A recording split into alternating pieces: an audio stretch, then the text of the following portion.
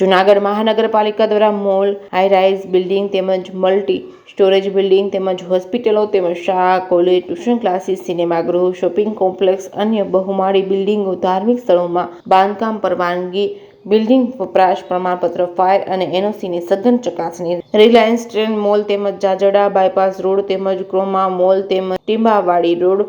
આ સ્થળો પર ફાયર એનઓસી અને બીયુ પરમિશન ન હોવાના કારણે સીલિંગ મારવાની પ્રક્રિયા હાથ ધરવામાં આવી હતી. રાજકોટમાં ટીઆરપી ગેમ ઝોનમાં આગ લાગતા જે દુર્ઘટના સર્જાઈ હતી તેના અનુસંધાને ફરી આ પ્રકારની કોઈ દુર્ઘટના ન સર્જાય તે માટે મનપા અને જૂનાગઢના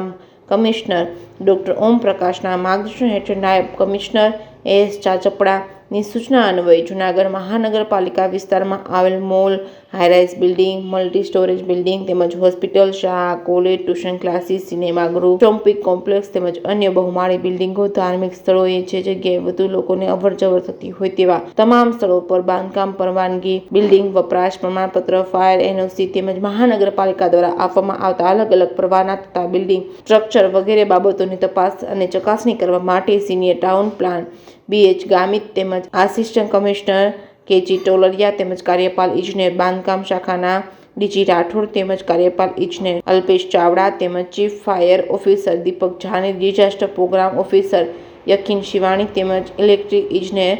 HK ચુડાસમા સહિતના અધિકારીઓની સમિતિની રચના કરવામાં આવી હતી. જેમાં તારીખ 26/5/2024ના રોજ Suraj fun world amusement park, college road, જૂનાગઢમાં ફાયર એનઓસીની સમય મર્યાદા પૂર્ણ થયેલ છે. Suraj cineplex, college road, Junagadh અને ગેમ્સ પોઇન્ટ તેમજ ઉપરકોટ, જૂનાગઢમાં ફાયર એનઓસી ન હોય અને હોટલ ફ્રન્ટ, ગિરનાર દરવાજા, જૂનાગઢ પાસે તેમજ ઉપરોક્ત તમામ ગેમ ઝોનમાં કલેક્ટર કચેરી પાસેથી ગેમિંગ ઝોન ચલાવવા બાબતનો પરવાનો ન હોય તે માટે સીલ કરવામાં આવેલી હતી. શહેરમાં લોકોની અવરજવર